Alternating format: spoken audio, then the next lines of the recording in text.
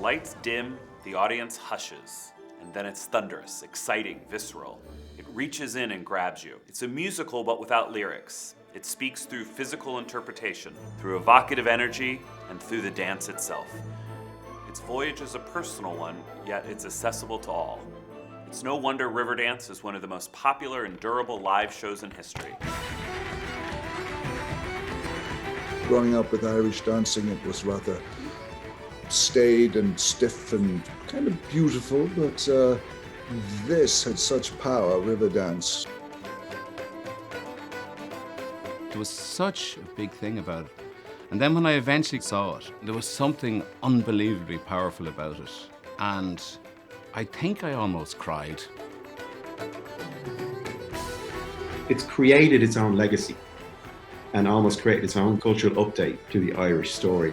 It's about emigration and people going away and people overcoming difficulties in a new land. And every nation can relate to that. We didn't have all those lavish channels, but the one channel we did have was a channel that would play Riverdance, the on-stage Riverdance, and my mom would always watch it. And it quite possibly was my first introduction to stage performance of that nature. There's a reason audiences around the world have been giving it standing ovations for 25 years, and it's the reason it's an exciting source for an animated feature. For some time, we'd been exploring ideas about developing the music and dance of Riverdance into something richer and into something maybe more contemporary. Working with Aniventure as a partner with Cinesite has been a great experience. They're communicators, they're collaborators, they're partners with us really, and they want what our studio wants, which is the best possible project. I couldn't remember the last time I saw an animated film that relied so heavily on dance. And so I was very, very intrigued. The stage show relies less on a narrative and more on a musical journey. So it was very different from adapting a book or even starting an original screenplay from scratch. Come on guys, let's go. It was always an interesting experiment to be able to find a story that somehow or other would incorporate the feeling of Riverdance, the sort of celebratory feeling of the dance and of the music, and to incorporate that in a story that reached into a mixture of Irish mythology, to have characters like Megaloceros, which none of us really had known about until then, and pinning the various elements of the story around signal moments of the score. And I think David Tyler had come up with a story which is not just a simple kind of a romp. It is a story that has depth to it. We all feel a little lost sometimes, Keegan. I think I can help. It offers us creativity, imagination, fantasy, a new language, a new narrative. It allows us to stay within the confines of the Ireland that's Ireland, yet fly like a bird somewhere else.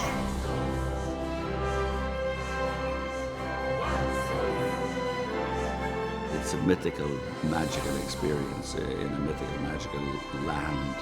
And it's a word you don't use often, but I think it's unique.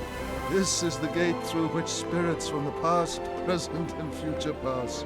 You have to start with sincerity, sincerity of heart and storytelling. It's very much about family, it's very much about community. We're more alike than you know.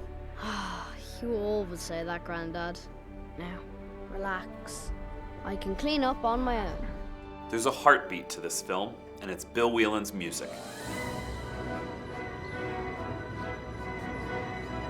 Bill is a master at his craft and is always reinventing himself and challenging everyone to hear things in a new way. Old fans and new will be enthralled. This score combines the best of the show and many new surprises. I'm not sure if he can win another Grammy for it, but he should definitely win the Oscar.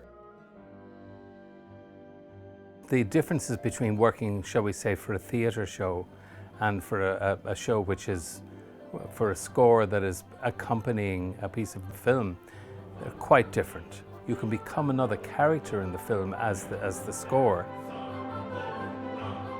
Dave and Eamon and I would discuss, like, what am I doing at this moment in the score? Am I giving away part of the story? Am I hinting at what's coming? Or am I actually creating something that the audience will ultimately, when it does happen, they won't have expected it?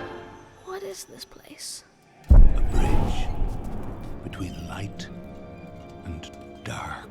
So you have that kind of conspiratorial coming together of creative talents to actually try and construct something that actually works to images that already exist.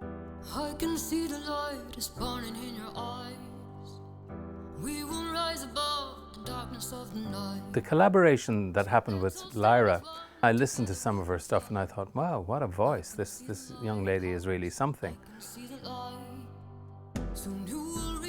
So we began to have early communications, and then finally we met. The two of us sat there for an afternoon, looked at the film, and I could tell right away that she really got it.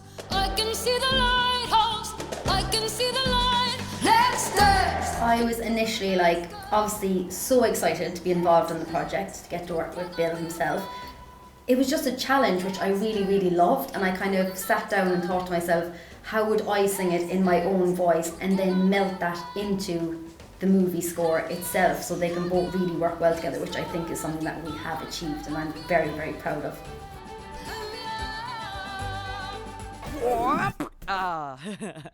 Not very good at DJing. We wanted to make sure that each element of the stage show was reflected in the film, so that both old and new fans alike would have something to love. For instance, in the stage show, there's a fabulous scene that takes place in Russia, and it showcases the Russian dervish. There's Spanish influences represented by the flamenco. There's a great comedic tap dance scene in New York City, and of course the iconic rhythmic energy of Irish dancing. It all comes together to tell a global story, and we wanted to reflect that spirit in our animated retelling of the show.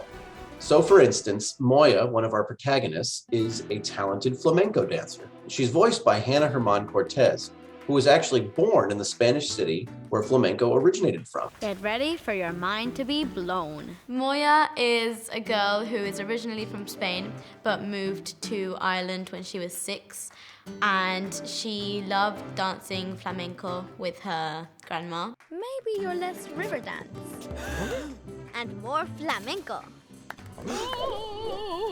The cast features wonderfully nuanced vocal performances. Pierce Brosnan's gravitas, Brenden Gleeson's devilish charm. I wouldn't tell anyone you saw me, because then they'd know what you did. Hannah Herman Cortes, she was as graceful as her character dancing on the water. Lilly Singh is hysterical in My New Lucky Charm. Jermaine Fowler, hilarious. Ashlyn B, genius. Seriously, her mind is insane. Pauline McLynn, so warm as Grandma. John Cavanaugh, always regal. Danny McColgan, he needs his own sitcom. Leg it, lads! John McColgan, director of the stage show, lent his wonderfully rich voice to our priest. And last but not least, Sam Hardy as our hero was my hero. Keegan is a boy who's lost his granddad, who is very, very close to. Hey, Keeg.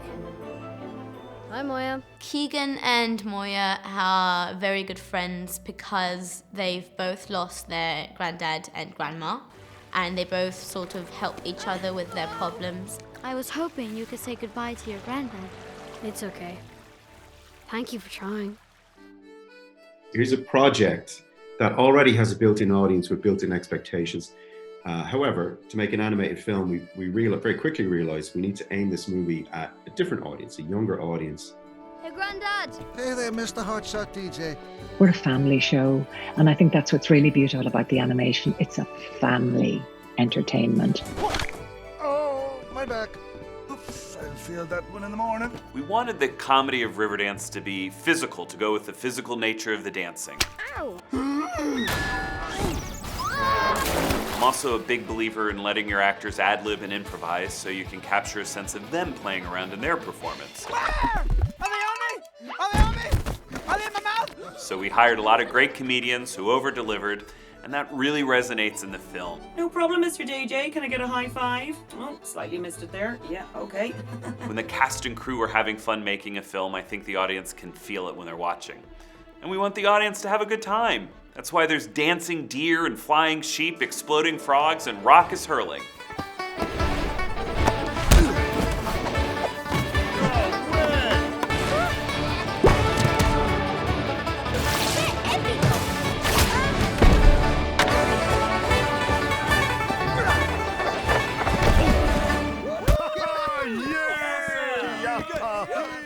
In order to be faithful to Padraig's choreography and the dancers' amazing, incredible craft and skill, we decided early on that we wanted the actual dancing recorded. So we used a tried and tested technique called motion capture, which is where we take a performer, put them in a room with dozens and dozens of infrared cameras pointing at the performer. The performer wears a very tight-fitting lycra outfit covered in tracking markers. Because they're surrounded by cameras, we're able to triangulate every single one of these tracking markers and translate that data onto a three-dimensional model inside the computer. It wasn't until we saw the motion capture that we really had a sense of the incredible physicality of the dance, how detailed it was, how fast it was. When you saw that in 3D in the computer, it just gave you such an appreciation for the skill of the dancers. I think the animators have gotten it spot on. I mean, when you see that line of dancers with the umbrellas in the beginning, it's super perfect.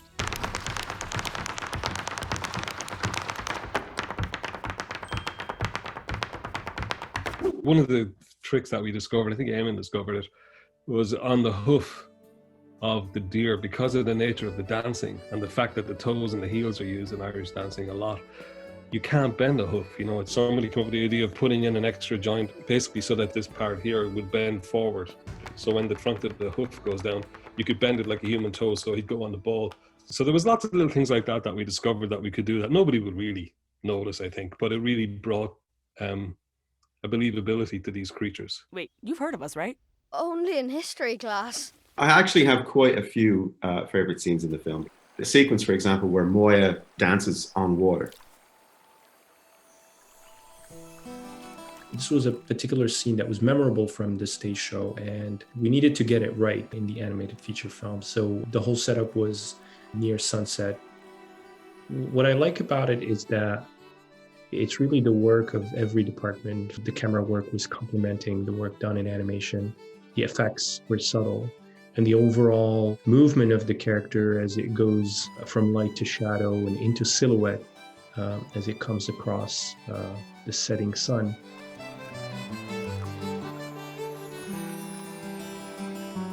Lighting is important in animated feature film because it sets the overall visual language of the film. Specifically in the campfire scene, we basically used lighting to create a safe environment for Keegan to open up about his feelings. The Moya and Keegan campfire scene was, something that somebody might consider really simple. It's two characters sitting there having a conversation. So the staging was pretty straightforward. However, what we were able to do with that scene is really work on the composition and inspire the emotional reaction that the audience would have to such a dramatic moment. Where are we? Someplace magical. Yeah, right. My favorite scene is probably when they were just under the rock with the fire on, looking up at the stars. I think then the two characters really clicked together and they just became really good friends then. You're pretty good. How come I've never seen you Irish dance? I don't know. How come I've never seen you flamenco? There are moments from the show that we tap into. One of the interesting ones was we had there's a solo after the funeral dance that was typically performed by a male lead and is now performed by a female. And it's such an obvious way to put a spin on something and yet make it very contemporary and appropriate. Other instances, we've used the sound of dance as our soundtrack. There is a stampede sequence late in the movie where we use this very percussive dance step sound to build tension and excitement.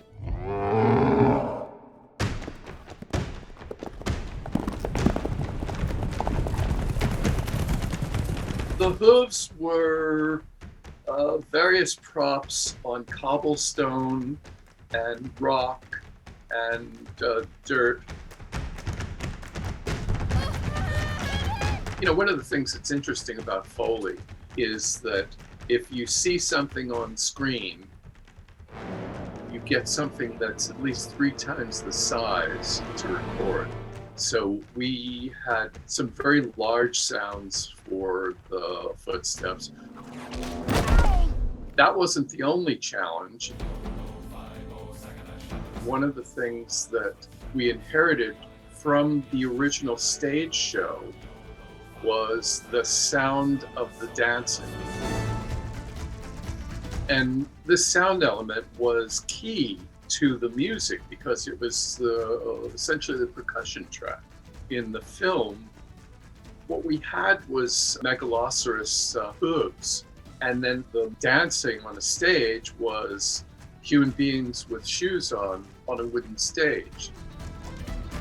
What we needed to do was enhance that.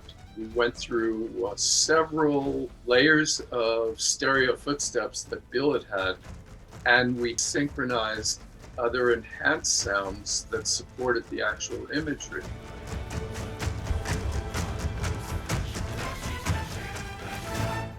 Growing up in South Asian culture, although not, Irish culture, the one thing that is very similar is that art really brings people together and dance brings people together. And so I really love the portrayal of that through the film. Let's dance!